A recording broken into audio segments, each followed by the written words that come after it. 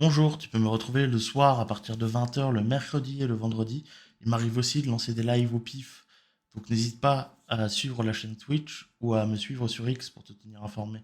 Bonne vidéo. Bon, on commence tout de suite avec Michael Zemmour, donc économiste. Le RNNFP de programme marxiste. Alors pour ceux qui me suivent sur Twitter, vous avez peut-être vu des tweets où je suis très critique de l'économie en tant que science, hein, tout simplement. Donc je serais peut-être insultant pendant ce règle, même si j'aime bien Michael Zemmour. Je l'aime bien simplement parce qu'il y a des choses qui me plaisent. Je suis tout à fait biaisé, hein, bien évidemment. Ici, on n'est pas objectif. Sciences Voilà. Po, vous êtes proche, on peut le dire, du nouveau Front populaire. En tous les cas, vous servez un tout petit peu de référence à leur programme économique. C'est pour ça que vous êt là. Et puis avec nous aussi Emmanuel Le Chip. Bonsoir Emmanuel. Bonsoir. Emmanuel, si vous êtes là, c'est que Lui, vous il a une avez dégaine. commencé Hein. à faire le chiffrage comme à chaque élection importante, présidentielle, législative. Le chiffrage. Alors déjà, et les filles, ils sont soutenues par des économistes. Hein. Si vous avez des économistes qui soutiennent le RN, ou même Macron, est-ce que Macron, il a des économistes... Enfin, Attal, il a des économistes derrière lui? Je ne sais pas, hein, je ne sais pas. François Langlais n'est pas économiste, hein, on le rappelle. On avait vérifié sur cette chaîne, hein, il est journaliste. Des différents programmes. Et notamment, vous avez fait un peu les grands équilibres macroéconomiques du programme du nouveau Front populaire. On verra si Michael Zemmour est d'accord avec vous. D'abord, nous avons deux programmes marxistes, d'inspiration marxiste. C'est vrai que finalement, en fait, il y a pas mal de ressemblances entre les deux programmes. Ah, Économiques. économique, sur les non. retraites, sur Vous ne les avez l'augmentation pas du lus. SMIC. Pardon. Après, il y a des modalités différentes. Ah non, non. Il est gentil, il est pas agressif, il rigole et tout. Oh, oh, vous les avez pas lu, nanani.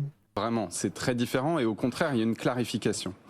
Le programme du nouveau Front populaire, on pourra en parler, c'est un programme assez classique de gauche, plutôt ambitieux, à la fois de relance, de pouvoir d'achat et qui revient sur des mesures, la réforme des retraites, la réforme de l'assurance chômage. Du côté du Rassemblement national, il y a une clarification vers la droite en fait. C'est-à-dire que le Rassemblement national devait choisir entre continuer les baisses d'impôts sur les entreprises, les baisses de cotisations et revenir sur les réformes antisociales. Il a tranché. Il a abandonné l'abrogation de la réforme des retraites. Donc c'est assez clair. Si le Front national prend le pouvoir, on garde la réforme des retraites. Là, ce qu'il veut dire, c'est qu'il y avait un choix à faire entre être dans un programme de rupture ou être dans un programme de continuité de la Macronie. Et ce qu'il dit, c'est qu'ils sont dans la continuité de la Macronie. Si vous votez pour le RN, vous votez pour la continuité économique de la Macronie.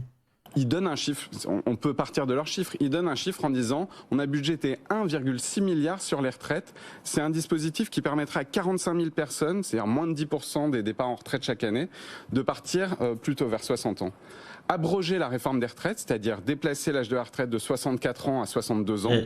Dégueulasse le programme du. C'est quoi, c'est RN ça? Qui a fait cette infographie? Elle est dégueulasse, c'est le programme du RN ça? En plus, c'est pas clair. Retraite, départ à 60 ans, c'est 40 annuités, progressivité pour les autres carrières? C'est-à-dire quoi? Pour les longues carrières? Je sais pas on comprend pas là. Abrogation du report de l'âge. Ça veut dire qu'ils suppriment l'âge légal de départ à la retraite? Pas clair du non nouveau plus, hein. Front populaire. Ça coûte au début pas cher, parce qu'elle vient juste de s'appliquer. Et en 2032, stagiaire, ça hein, coûte qui a 20 fait milliards ça. par an. Mais donc, pour revenir sur votre question, il y a plutôt une clarification. Avant les élections, on avait le discours, vous savez, le Rassemblement national a des mesures sociales.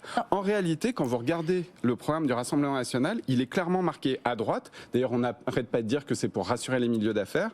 Et puis aujourd'hui, c'est presque une exclusivité. Il y a deux chercheurs, Raoul Sampognaro et Elvire Guillot, qui ont rentré les chiffres du Front national, du Rassemblement national, pour regarder les effets sur les inégalités. Et sans surprise, ça les creuse. Il y a plutôt des gagnants dans le décile du haut. Donc le top 10, ils vont plutôt gagner de l'argent. Et qui va d'où à où? Le top 10? Oui. Le top 10, non, mais le top 10, on peut avoir Bernard Arnault. Enfin, je veux dire, non, mais bien sûr. Non, c'est les 10% de la population, la moyenne des 10% de la population, gagne plutôt de l'argent par des baisses d'impôts, plutôt impôts sur le revenu, baisse d'impôts sur l'héritage, etc. Et en bas de la distribution, du côté des classes plus populaires, en dessous de la médiane, il y a plutôt une baisse. Donc c'est plutôt un programme qui va du côté du creusement des inégalités. Oui, enfin, et donc de ce point de vue-là, il y a C'est très vicieux les histoires d'impôts sur les successions. Parce qu'en fait, c'est des trucs qui t'arrivent pas trop dans la vie. T'as pas tous les 2 jours tes parents qui décèdent. Et généralement, ça arrive plutôt à la fin de ta vie. Et du coup, t'as des gens qui passent toute leur vie à angoisser que quand ils vont décéder ou quand ils vont hériter, on va leur prendre tout leur argent. Alors que faut quand même hériter de pas mal de thunes, hein. Déjà, je crois que c'est à partir de... Si tu hérites de moins de 100 000 euros, on ne te taxe pas. Donc c'est déjà beaucoup 100 000 euros. Bruno Le Maire se grandit pas du tout avec d'une part avec le qualificatif marxiste, ça n'a pas de sens, et d'autre part en rapprochant le programme du Rassemblement national du programme de la gauche, parce qu'en réalité, ils sont très antagonistes. Ce qui est vrai, c'est qu'au milieu, il n'y a pas de programme du gouvernement. Ils appuient sur le bouton du pouvoir d'achat, avec des remèdes différents, et ils appuient sur la réforme des retraites, parce que même... Mais ça, c'est normal, il y a une crise de pouvoir d'achat, c'est normal d'apporter une solution, c'est pas marxiste de parler du pouvoir d'achat. Mais La réforme des retraites, c'est pareil, elle était très impopulaire, donc il y a une logique de jouer dessus. Ça me paraît pas déconnant. Ça fait pas des points communs. Ils y ont renoncé au Rassemblement national. Non, ils n'ont pas complètement renoncé, puisqu'en fait, et c'était la question, et j'ai eu effectivement une bataille avec Jordan Bardella lors de la présentation de leur grand oral économique. Puis ensuite, ça reste à 64 ans, j'ai bien compris, et ça sera là, à terme, après l'audit, ça sera à 62 ans. Ça sera redescendu à 62 ans. Et donc la réforme sera abrogée. Je vais vous expliquer pourquoi. Vous êtes la même chose. Non. Deux raisons. La première, c'est qu'ils préfèrent continuer les baisses de cotisations sociales que de faire la réforme des retraites. Emmanuel Le Chypre le sait très bien, on ne peut pas faire les deux. On ne peut pas baisser les cotisations sociales et revenir à la retraite à 62 ans. C'est pour ça que le programme du nouveau Front populaire, c'est d'abroger... Et puis, si c'est conditionné à un audit... tu peux pas dire on va faire un audit pour voir ce qu'on fait et après on fera ça. Enfin, ou alors tu prédis le résultat de l'audit et l'audit sert à rien. Enfin, je comprends pas. La réforme des retraites, mais de mettre de nouvelles recettes du côté des retraites. Oui, la deuxième chose, c'est que si vous voulez revenir sur la réforme des retraites, il faut le faire tout de suite. Pourquoi ? Parce qu'elle a commencé à s'appliquer en 2024. Elle commence tout juste à s'appliquer et il ne faut pas que les générations qui arrivent soient touchées par cette réforme des retraites, sinon vous créez de l'irréversible. Et donc si on veut l'abroger, on ne peut pas attendre un audit, etc. Il faut l'interrompre tout de suite et ensuite avancer sur le reste du programme des retraites. Et donc sur les retraites, il y a vraiment une clarification. Alors c'est vrai que tous les jours ils changent de discours, mais il suffit de regarder les chiffres. Ils font de la politique finalement, ils veulent séduire le maximum de... Oui, mais il y a une précision qui est assez claire maintenant. Ils s'engagent sur une mesure carrière longue pour environ 45 à 50 000 personnes, alors que du côté du nouveau Front populaire, ils s'engagent pour tous les salariés à remettre l'âge minimal de la retraite autorisé à 62 ans. C'est une vraie différence.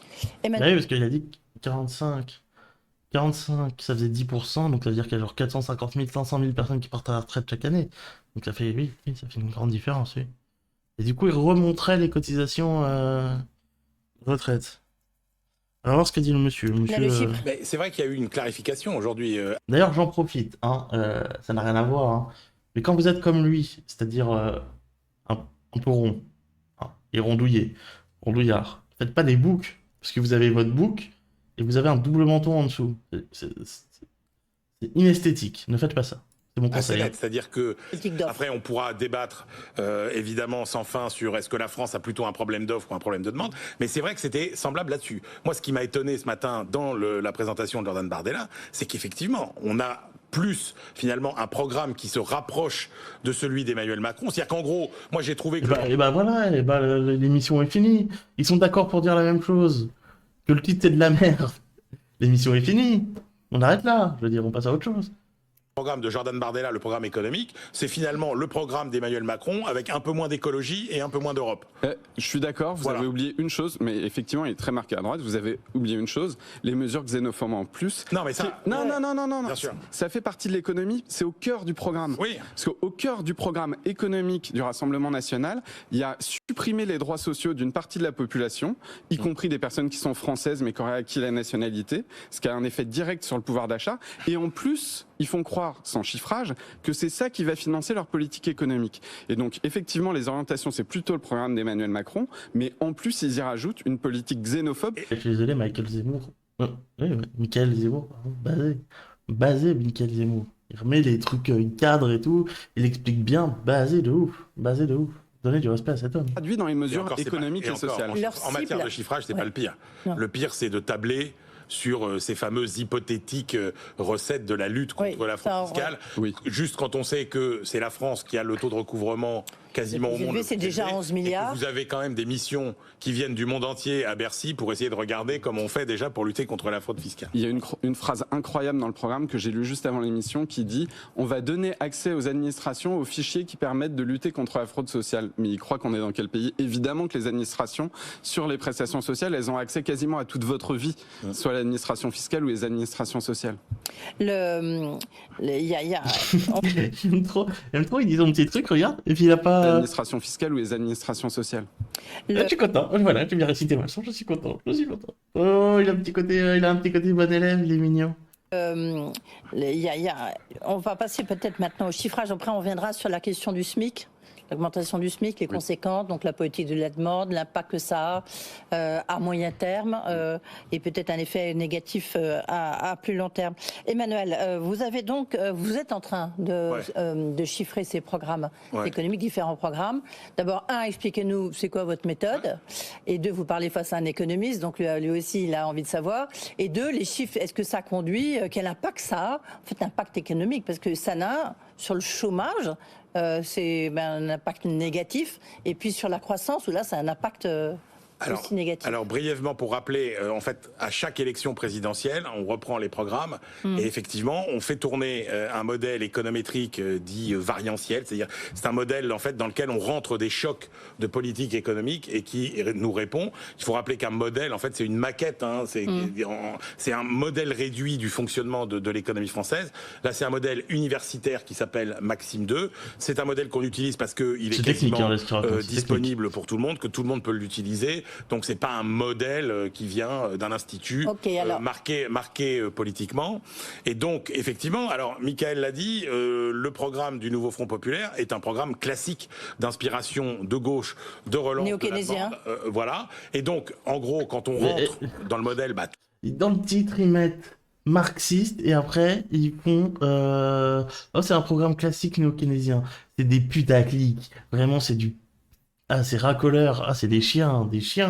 Toutes les variables qui ont été données par le programme du Nouveau Front Populaire, c'est-à-dire à la fois côté salaire, les 10% de hausse du SMIC, les 10% de points d'indice des fonctionnaires, et puis tout ce qui est fiscal, c'est-à-dire le nouvel ISF élargi. Oui, parce qu'il faut quand même rappeler que le plus gros poste, c'est l'augmentation de 10% des salaires des fonctionnaires. Carrément, moins 2% de PIB, plus 2,5 points de charge. Mais donc, c'est pas glorieux. Donc on trouve, alors sans surprise, un impact qui est l'impact classique qu'on a connu, qui est le même qu'en 81 par exemple, etc. C'est qu'en gros, si vous regardez sur les 2 premières années, on a un impact positif sur la croissance, on a un impact même légèrement positif sur le taux de chômage.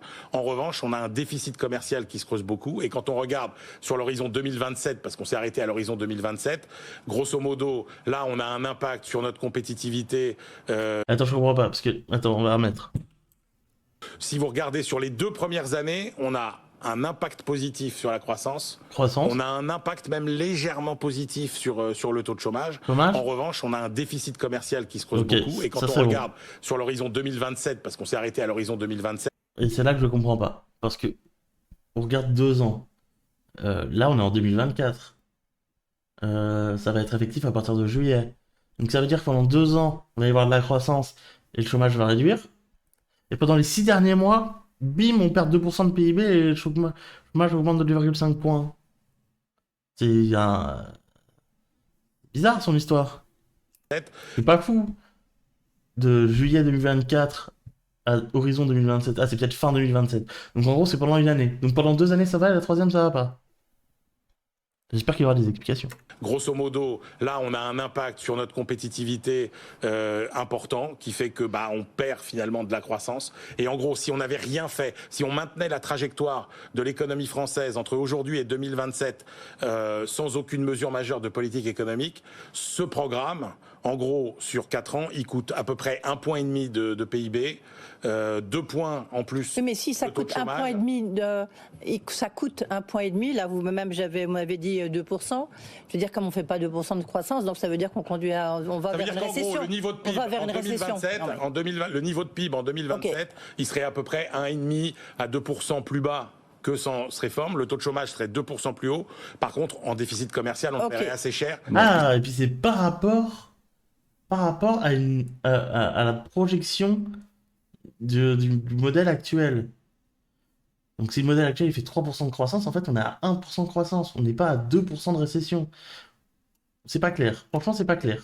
Parce que je rappelle quand même qu'on a 5 à 6 points de déficit. Alors évidemment, Michael Zemmour n'est pas du tout d'accord avec Non, vous. Alors, merci pour l'exercice, Emmanuel. J'ai envie de dire, ne faites pas ça chez vous. C'est-à-dire que de prendre l'ensemble d'un programme et de le rentrer comme ça, comme s'il était appliqué comme une disquette sur 5 ans, ça n'a pas grand sens. Et effectivement, il y a une difficulté, je pense, pour le nouveau Front Populaire, c'est qu'ils ont voulu être tellement précis, c'est un peu un complexe de bons élèves. Ouais. Ils ont donné plein de chiffres. C'est un complexe universitaire parce qu'il y a quand même des super économistes de ce côté-là. Il y a des économistes. Il y a Thomas Piketty, il y a Esther Duflo, enfin, vous voyez. C'est les politiques qui ont fait le programme, c'est pas les économistes, mais peu importe. Alors ça, moi, je comprends pas. Pourquoi tu fais pas les programmes avec les économistes? Pourquoi c'est les politiques et puis après, les économistes, ils valident ou ils valident pas? Pourquoi tu fais pas avec eux? Ils savent de quoi ils parlent, non? Sans, je dis pas que c'est eux qui... Je veux pas qu'on rentre dans un truc technocratique où c'est ceux qui savent, qui font, machin, sans...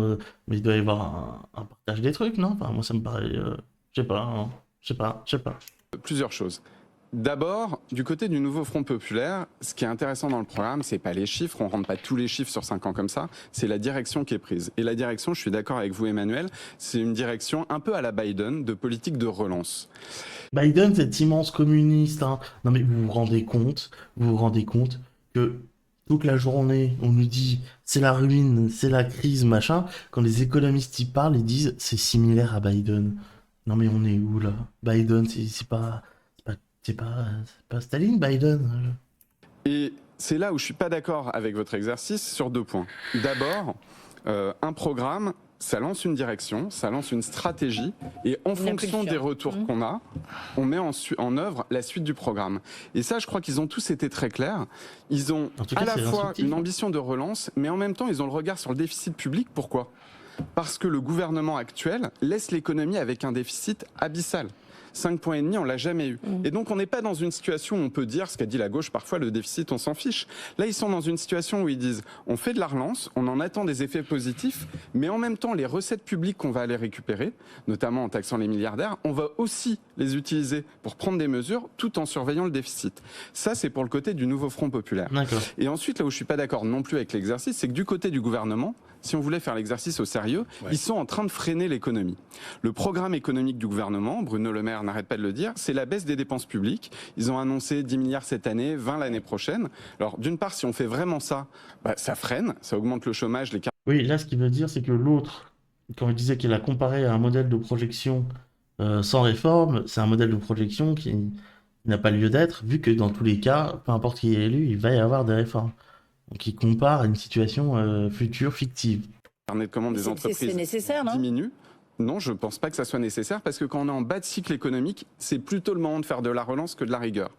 Et la deuxième chose, c'est que le problème du gouvernement, vous ne pouvez même pas vraiment le rentrer dans votre machine parce qu'ils ont dit on fait 10 milliards d'économies maintenant, 20 milliards l'année prochaine, en baissant les dépenses publiques et personne ne sait lesquelles. Et là, personne ne demande de chiffres. Alors que c'est le gouvernement en place, il dit on va baisser les postes de la dépense publique, on ne sait pas lesquels.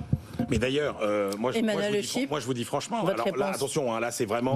Pourquoi elle le coupe pour lui dire votre réponse? Il est en train de parler, laisse-le parler, Marius. Affiner tout ça, etc. Assumez, moi, je vous dis, non, c'est pas ce que je veux dire. Non, mais parce qu'il y a des choses encore qu'on doit recalculer, effectivement. Et puis, on doit s'attaquer, parce qu'on a les chiffres que depuis vendredi, globalement. Et donc, on doit s'attaquer aussi aux autres programmes.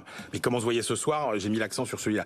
Moi, je vous dis franchement, quand on voit les masses qui sont dans les programmes, en termes de choc fiscal, en termes d'ampleur des dépenses, je vais vous dire, moi, je pensais que, finalement, il y aurait plus d'impact que ça et plus d'écart que ça. Ça veut dire que quelque part, ces chiffres et finalement leur côté... Et au final, il est honnête quand même. Il a dit, j'ai vu le programme, je m'attendais à un truc de ouf. Je l'ai mis dans mon petit simulateur. Et en fait, c'est pas si pire. Il a quand même une certaine honnêteté. Et assez peu spectaculaire montre que ce programme n'est pas complètement... absurde, entre guillemets, par rapport aux contraintes macroéconomiques. Moi, je veux dire, c'est ça qui m'intéresse dans ce programme. Non, c'est juste pour revenir vous sur... Vous vous rendez compte, l'économiste de BFM Business dit que le programme du NFP n'est pas délirant. Alors que vous entendez l'inverse sur tous les plateaux télé. C'est quand même fou. Je veux dire, BFM Business, c'est pas un organe de la gauche. On est où, là? Vous disiez, Michael Zemmour, vous disiez, mais le gouvernement est en train de freiner parce qu'ils vont moins 10 milliards plus moins 20 milliards en 2025. Mais vous, à la limite, votre choc fiscal, il est encore plus important, donc il va freiner encore plus. Ah non, non. Ah si, parce que ça va freiner toutes les entreprises. Mais précisément, quand vous taxez les milliardaires, vous diminuez pas la consommation. Non, mais attendez, Bernard Arnault, il va pas sauver la France ni dans un sens ni dans un autre. Vous voyez ce que je veux dire? Oui, il faut peut-être arrêter de se focaliser sur Bernard Arnault et les milliardaires, non? Enfin, non, mais pas du tout. Je pense qu'il y a deux sources de recettes dans le programme du nouveau Front populaire. Il y a d'une part le fait de taxer les très gros patrimoines et d'utiliser cet argent dans soit la protection sociale, soit des investissements et de la dépense publique. Et ça, l'effet de frein qu'on a quand on taxe des très gros patrimoines, il est faible parce que ces patrimoines ne sont pas consommés à court terme et s'ils sont investis, ils ne sont pas taxés. Alors que quand on fait de la dépense publique, on a un effet multiplicateur puissant, particulièrement comme quand c'est le cas en ce moment, on est en récession. Enfin, pas en récession, on est en bas de cycle en réalité. C'est-à-dire qu'on est en dessous du PIB potentiel. Et le gouvernement a fait le choix d'annoncer qu'il allait fermer le déficit avec une réduction à marche forcée des dépenses publiques. Et ce que lui ont dit tous les macroéconomistes, c'est si vous faites ça maintenant, vous allez avoir une stagnation de l'économie, vous allez ralentir l'économie. Pourquoi les écoute pas alors? Là, et moi c'est ça qui m'intéresse, le détail des chiffres en réalité, personne ne sait quelle sera la situation économique dans 6 mois. D'accord. Par contre, il y a deux stratégies économiques. Il y a une stratégie qui privilégie la réduction du déficit et ça se fait par des baisses des protections collectives. On fait la réforme du chômage pour gratter 5 milliards, on fait la réforme des retraites, on va diminuer les services publics. Et il y a une stratégie plutôt de relance, plutôt à la Biden. C'est ça que j'aime bien avec Michael Zemmour, c'est qu'il est déjà il est clair et surtout il dit pas forcément les choses dans le jugement. Là, il dit il y a une stratégie qui est celle-là et une autre stratégie qui est celle-là. Bon, évidemment, ils en préfèrent une à l'autre, mais il dit pas juste oh c'est de la merde machin, ils veulent tout détruire et tout. Dit